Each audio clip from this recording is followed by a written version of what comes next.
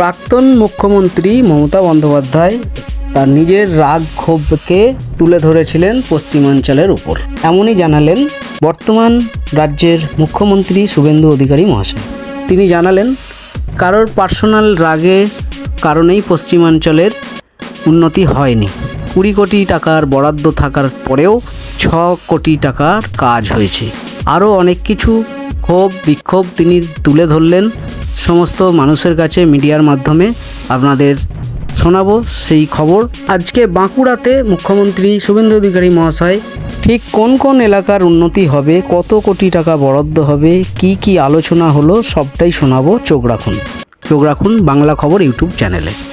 করা হয়েছিল, এটা অনেক দিনের, আজকের নতুন কিছু নয়।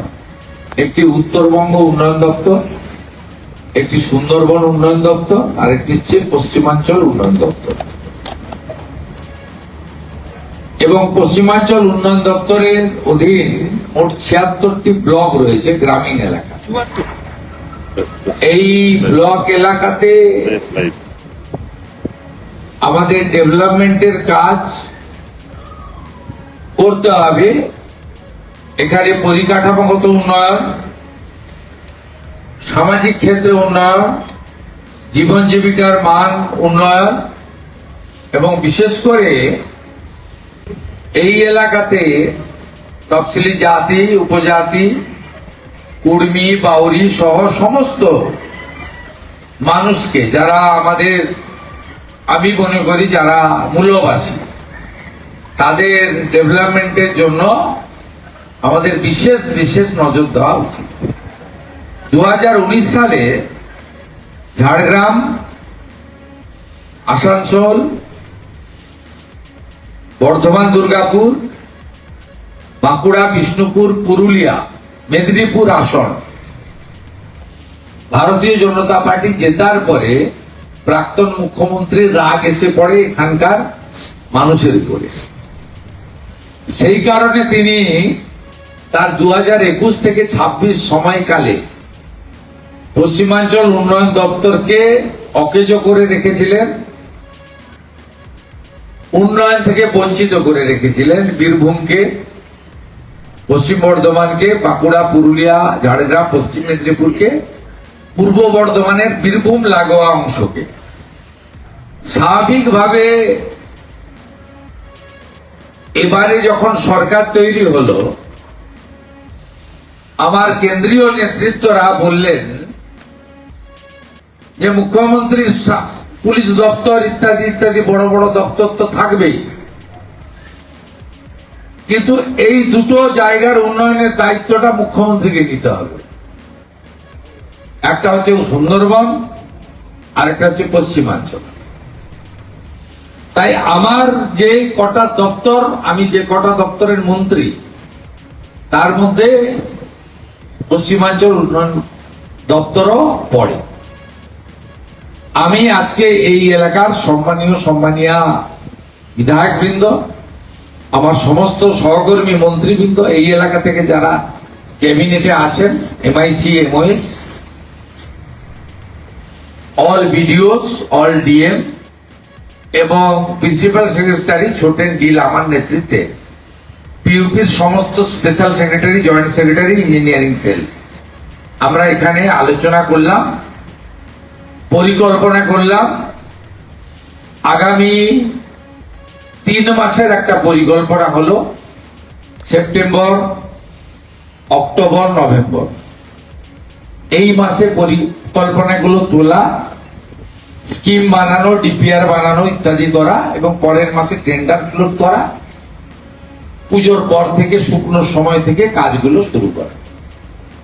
এবং এতে অগ্রাধিকার দিতে আমরা বলেছি পিছিয়ে পড়া গ্রামগুলিকে। আমরা চিহ্নিত করে দিয়েছি, পার অঞ্চল অন্তত 50 লক্ষ টাকা করে আমরা কাজ করতে চাই। এইভাবে নানা আলোচনা আজকে এখানে হয়েছে। বিধায়করা দুটো থেকে আলোচনায় অংশ নিয়েছেন। আমি যেহেতু আকাশপথে আসতে পারিনি, আমার 2 ঘন্টা লেট হয়েছে এখানে আসতে, 4:15-তে আমি এসেছিলাম। আমিও ইনাদের সঙ্গে কিছুটা বক্তব্য, কিছুটা ইন্টারেকশন, কিছুটা ইন্টারভেনশন, কিছুটা পাওয়ার পয়েন্ট প্রেজেন্টেশনের মাধ্যমে আলোচনা করে আমরা একটা রোডম্যাপ বানিয়েছি। পশ্চিমাঞ্চলের লোক শুনলে ক্রোধান্বিত হবেন। বিগত দিনে যিনি মুখ্যমন্ত্রী ছিলেন প্রাক্তন, তিনি গত অর্থবর্ষে মাত্র 20 কোটি টাকা বরাদ্দ করেছিলেন, 6 কোটি টাকার কাজ হয়েছে। আমি পূর্ণাঙ্গ বাজেট আমাদের হয়নি, কারণ 4 মাসের বাজেট ভোট অন অ্যাকাউন্ট হয়েছিল। 8 মাসে এই এলাকায় আমরা 1610 কোটি টাকা বরাদ্দ করেছি, যার মধ্যে 10 কোটি টাকা ইঞ্জিনিয়ার এবং কর্মচারীদের বেতনের জন্য, অর্থাৎ নন প্ল্যান, 1600 কোটি টাকা প্ল্যান এডে। আমি চেষ্টা করব মার্চ মাসের মধ্যে এই টাকা যাতে সমস্ত আধিকারিক এবং জনপ্রতিনিধির সাহায্য নিয়ে, জঙ্গলমহলের মানুষ যে বিরাট প্রত্যাশা নিয়ে মাননীয় প্রধানমন্ত্রী নরেন্দ্র মোদীর গ্যারেন্টিকে বিশ্বাস করে আমাদেরকে ক্ষমতায় এনেছেন, সেটা আমরা যাতে করতে পারি। আমি জেলা শাসক পর্যন্ত আমরা খুব হ্যাপি, ভালো কাজ হচ্ছে। আনহ্যাপি বলবো না। আমি আজকে এখানকার ভিডিও যারা ছিলেন 74-75 জন, তাদেরকে বলেছি যে আপনারা আরো বেশি অ্যাক্টিভ হন। যাই সিদ্ধান্ত বিধায়ক, ডিএম, সরকার নিক না কেন, ইমপ্লিমেন্টেশন আপনাদের কাছে। আপনাদের লেভেলে আমার মনে হয় কিছু কিছু মানুষের এখনো জড়তা কাটেনি। সব ভিডিওর নয়, কিছু কিছু লোকের আমি ওদের জড়তা কাটার জন্য বলেছিলাম। এবং আমি অনেক ভিডিওদের, বিশেষ করে অর্থনৈতিক এবং উন্নয়নের ক্ষেত্রে পিছিয়ে থাকা ব্লকগুলি, নয়াগ্রাম, বান্দোয়ান, ভিডিওদের সঙ্গে আমি ইন্টারাকশনও করেছি 2-3 জনের সঙ্গে। আমি তাদেরকে বলেছি যে পিউপির কাজ করতে হবে, টাকা খরচ করতে হবে, আর 6টা প্রজেক্ট, ফ্ল্যাগশিপ প্রজেক্ট প্রকৃত প্রাপকদের কাছে যেন যায়। 1 অন্নপূর্ণা যোজনা, 2 আয়ুষ্মান ভারত, এবং যারা আয়ুষ্মান ভারত পাবে না, প্রধানমন্ত্রী মুখ্যমন্ত্রী স্বাস্থ্য বীমা যোজনা। 3য় বিকশিত ভারত জিনাবজি, আমরা 12,000 কোটির কাজ করব, 125 দিনের কাজ দেব, 34,500 টাকা বছরে পাবে পরিবারগুলি। 4র্থ প্রধানমন্ত্রী আবাস, 25 লক্ষ বাড়ির নাম নথিভুক্ত হয়েছে, আরো যদি থাকে চিহ্নিত করে দিন, সবাইকে বাড়ি দেব। তার সঙ্গে প্রধানমন্ত্রী সূর্য ঘর, রাজ্যে মাত্র 4,500 বাড়িতে এখন অব্দি এই ঘর, সূর্য ঘরে আলো লাগাতে আমরা পেরেছি। আমাদের ভারত সরকার 1 লাখ টার্গেট দিয়েছে, আমরা 5 লক্ষ করতে চাই। সে বিষয়ে আলোচনা হয়েছে। নল আছে, জল নাই।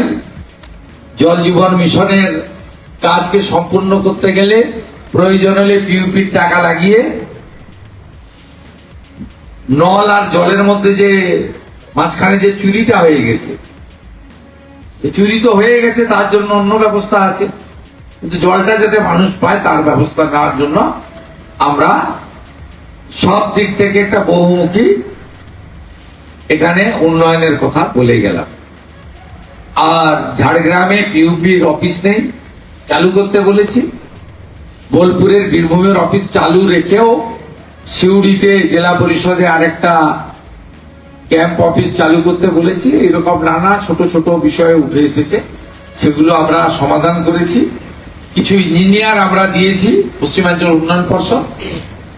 আর অগ্রাধিকারের মধ্যে আইসিডিএস সেন্টার, প্রাইমারি স্কুল, সব স্কুলে লেডিস এবং মেল ফিমেল টয়লেট, ডাইনিং সহ কিচেন, সমস্ত বীরভূম থেকে শুরু করে এই এলাকা ভীষণ গরম হয়, সব স্কুলে ফ্যান দেওয়ার বিষয়ের কথা বলেছি, ডাইরেকশন দিয়েছি। আর বীরভূমে পাথর চলছে কিনা জিজ্ঞেস করলাম, বলো না বন্ধ হয়েছে। পুরুলিয়াকে জিজ্ঞেস করলাম কয়লা চলছে কিনা, বলছে না কয়লা বন্ধ হয়েছে। পশ্চিম বর্ধমানকে জিজ্ঞেস করলাম কয়লা বালি লুট হচ্ছে কিনা, বলো বন্ধ হয়েছে। ঝাড়গ্রামকে জিজ্ঞেস করলাম, মেদিনীপুরকে জিজ্ঞেস করলাম, দলে দলে গোমাতাকে হাঁটিয়ে নিয়ে যাচ্ছে কিনা, বললো না না, গোমাতাদের আর রাস্তায় হাঁটাতে দেখা যাচ্ছে না। এই কিছু অভিজ্ঞতাও শেয়ার করলাম। মুখ্যমন্ত্রীকে নামতে হয় নিচে, তো নেমে করতে হয়। আজকে বিপ্লবী ক্ষুদিরাম বসুর আত্মবলিদান দিবস, এই পূর্ণ দিনে কেশপুরের মহবনীতে তাকে প্রণাম করে পশ্চিমাঞ্চলের উন্নয়নের শপথ নিয়ে এখন আমি প্রস্থান করছি। ছেঁদা পাথর নিয়ে কিছু ভাবলেন? 20,000 নিয়োগ হচ্ছে পিএসসিতে, আপনাদের নির্বাচন পূর্ববর্তী ক্ষেত্রে ছিল যে সদস্য নিয়োগ করা হবে, এবার কি আপনারা সেই যে বিষয়টা সেটা কি শুরু করলেন? পিএসসি চেয়ারম্যান অনিল বার্মার নামটা শুনে কি মনে হচ্ছে যে দুর্নীতি করার সুযোগ আর কেউ পাবে? এসএসসি কে রাজনীতি মুক্তকরণ করে দূষণ নারিয়ালাকে চেয়ারম্যান করার মধ্য দিয়ে কি বার্তা আমরা দিয়েছি? তাদেরকে অটোনমি দেওয়া হয়েছে। পিএসসি, এসএসসি তারা যা প্রেস কনফারেন্স করেছেন এটা গভর্নমেন্টের কাজ। আমাদের কি কাজ? রিক্রুটমেন্টের আমাদের তিনটে কাজ। একটা হচ্ছে ক্যাবিনেটের সিদ্ধান্ত নেওয়া, জব ক্রিয়েশন, অনুমোদন দেওয়া ক্যাবিনেট থেকে, আর অর্থ দপ্তরের মঞ্জুরি। এই তিনটে কাজ ছাড়া আমাদের আর কোনো কাজ নেই। আমার আরেকটা ইচ্ছা আছে, আমি এসএসসি, পিএসসি, পুলিশ রিক্রুটমেন্ট বোর্ডকে বলেছি, সব প্রসেস শেষ হয়ে যাওয়ার পরে আমাকে এবং মন্ত্রী বিধায়কদের ডাকবেন, আমরা একটু এমপ্লয়মেন্ট লেটার গুলো তুলে দিতে চাই আপনাদের সামনে। এর থেকে বেশি কিছু আমাদের চাওয়া নেই। আপনারা দেখবেন কিভাবে স্বচ্ছতার ভিত্তিতে নিয়োগ হয়। এখানে সব প্রাইমারি স্কুলে দেখবেন সিপিএম তার ক্যাডার ঢুকিয়েছে, সিপিএম এর আমলে সিপিএম ঢুকিয়েছে ক্যাডার, আর তৃণমূল বিক্রি করেছে চাকরি। আর ভারতীয় জনতা পার্টি দুটোর কোনোটাই করবে না। স্বচ্ছতার ভিত্তিতে, মেধার ভিত্তিতে নিয়োগ করবে এবং বাংলার মানুষ, বাংলার বেকার যুবক যুবতী দেখবে এবং সঠিক সময় তাদের প্রশংসা আমরা পাবো। 3 মাসের সরকারের কাছ থেকে এর থেকে বেশি কিছু আপনি শুনতে পারবেন না। আমাদের টাইম নিন, আমরা উইল ডু। যারা নাম ক্লিক করেছে এবং অনেক মানুষের অভিযোগ, তারা তাদের মানে পরিবারের সদস্য 5 জন আছে, তার মধ্যে 4 জনের নাম আছে, কিন্তু সেই পরিবারে যিনি গৃহিণী তাদের নাম নেই, এবং তারা যখন আপলোড করতে যাচ্ছে কোনোভাবে নাম আবেদন করবেন নাম তোলার জন্য। আবেদন করা হবে জেলা শাসকের কাছে। আপনি ইন্ডিভিজুয়াল কেস বলছেন, আমি কি করে বলবো? না, এটা মুখ্যমন্ত্রীর কাজ নয়। মুখ্যমন্ত্রী শুধু দুটো কথা বলতে পারে, যে হিন্দু শরণার্থীরা বাংলাদেশ থেকে এসেছেন তারা সিএএ তে আবেদন করুন, যতক্ষণ না নিষ্পত্তি হচ্ছে রেশন থেকে, অন্নপূর্ণা থেকে, বয়স্ক ভাতা থেকে কোনো অধিকার থেকে বঞ্চিত হবেন না। আর যারা সুপ্রিম কোর্টের নির্দেশে ট্রাইব্যুনালে আবেদন করে রেখেছেন, ট্রাইব্যুনাল যতক্ষণ না তাদের নিষ্পত্তি করছে তাদের কোনো অধিকার থেকে রাজ্য সরকার বঞ্চিত করতে পারবে না, করবে না। এই দুটো কথা বলতে পারি।